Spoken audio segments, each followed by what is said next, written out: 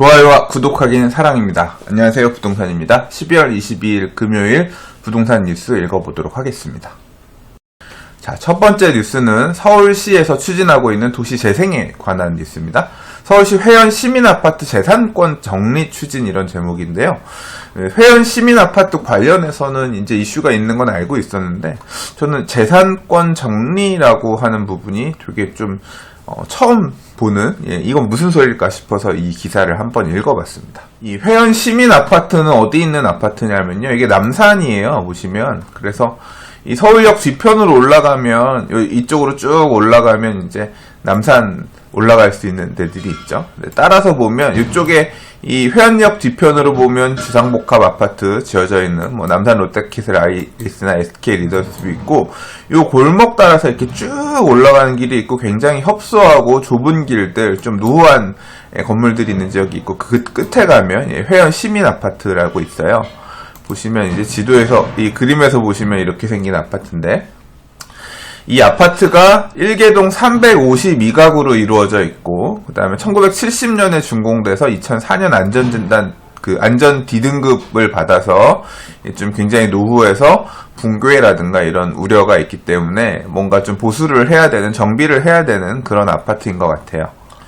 그래서 기사 내용을 보니까 이런 것 같아요. 이게 서울시가 가지고 있는 땅에 이 시민 아파트를 지었는데, 건물이 되게 노후한 상황이라 뭔가 좀 보수는 해야 되는데, 여기 살고 있는 지금 입주민들이 이제 뭐 보상 등을 요구하면서 내가 나가려면 뭔가 대체해 줄 만한 게 있어야 되는 거 아니냐, 이런 문제 가지고 조금 갈등을 겪고 있었나 봐요. 근데 이제 서울시가 이걸 계속 붙들고 있으면 이제 어느 정도 붙들고 있는다고 답이 나오는 게 아닐 것 같으니까, 그래서 이제 그러면 만약에 계속 계실 거면 저희가 이 서울시 그 세대에 딸리는 그 대지 지분을 매각할 때니까 사세요. 사시려면 사시고요. 만약에 서울시에서 제공하는 보상안을 받고, 그다음에 이제 서울시 SH공사가 공급하는 임대주택에 들어갈 수 있는 자격을 받아서 서울시에서 제공한 임대아파트 가서 거주하십시오. 뭐 이제 이런 부분을 가지고 협상을 하고 있나 봐요. 근데 이제 그 협상이 잘 진행되지 않는 세대들이 지금 한 87명 정도 있다고 하고요. 그래서 그러면 만약에 보상협이 안 되면, 그러면 저희가 토지 딸려 있는 거 매각할 테니까, 결국은 토지랑 건물이 같이 붙어 있어야 재산권 행사를 어느 쪽이든 제대로 할 수 있으니까, 다 저희한테 건물 부분을 보상받고 나가시지 않을 거면 그럼 저희 땅을 사세요. 뭐 이런 식으로 좀 정리를 하려나 봐요. 그래서 이 제목이 재산권 정리 추진, 이렇게 나온 것 같습니다. 그래서 뭐 이런 시민 아파트 거주하시는 분들이 토지를 살 만한 자금 여력이 없기 쉬울 테니까, 그래서 이제 낮은 금리로 토지 매입을 하실 때, 토지 매입을 할 때 이제 대출을 지원하는 방법 등의 이제 금융 행정 지원 같은 경우도 한다고 하고요.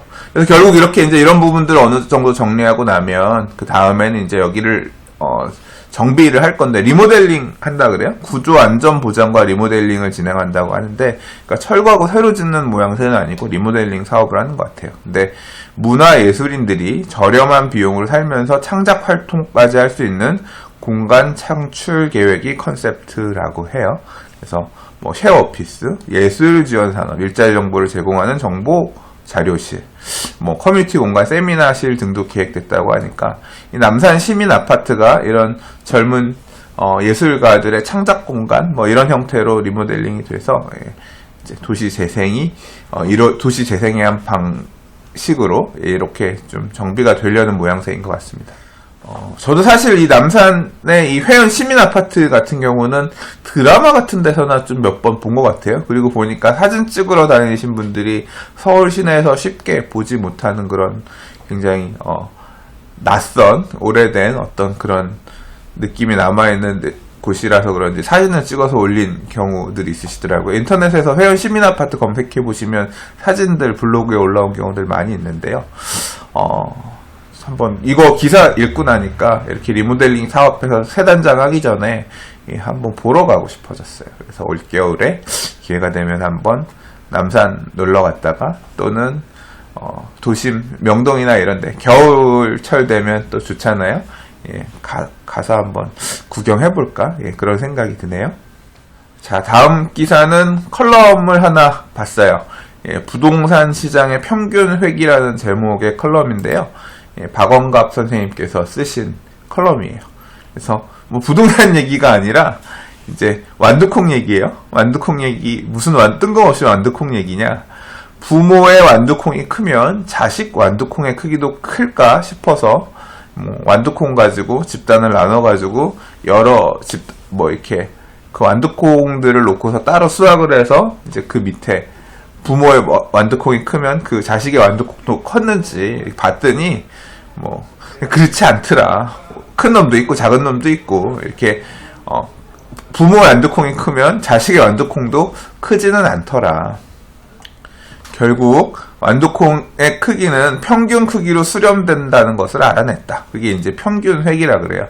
근데 이 부동산 컬럼에서 왜 뜬금없이 이 평균 회기라는 내용을 얘기했느냐.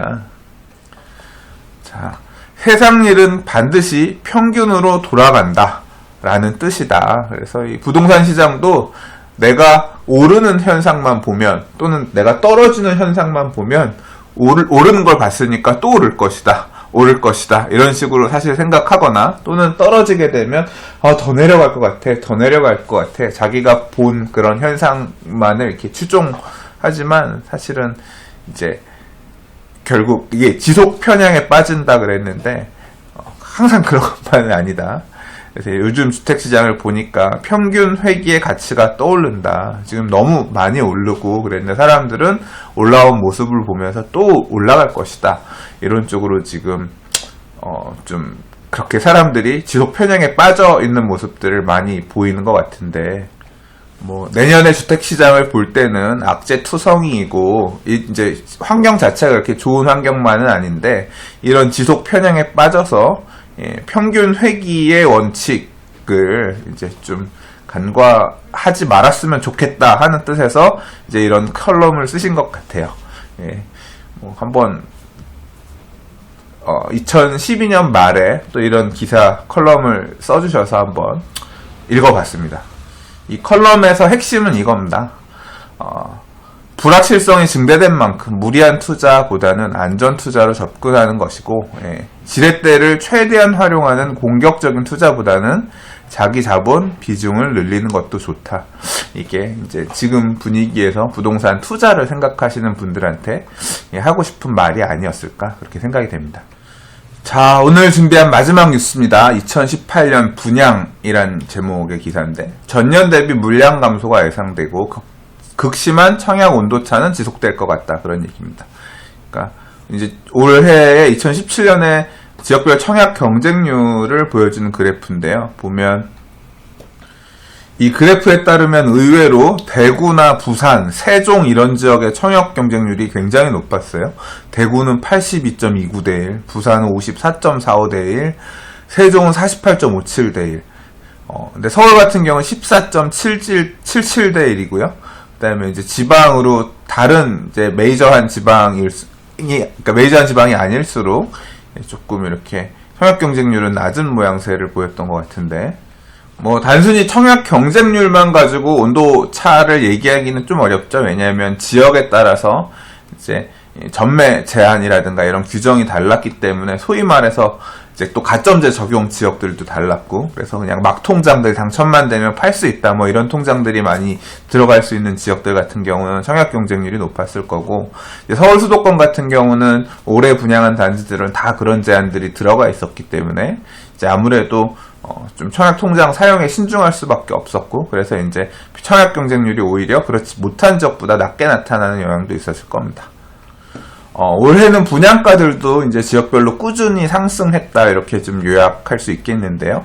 최고로 비싸게 분양한 데는 성동구의 서울숲, 아크로 서울 포레스트가 평균 4,750만 원으로 분양해서 이제 가장 높게 분양을 했고, 그다음에 강남권 재개발, 재건축, 재개발은 아니고 재건축 아파트, 재개발도 있구나. 송파에 얼마 전에 거여 2-2 구역, 송파 파크센트럴 분양했으니까 재개발도 있네요.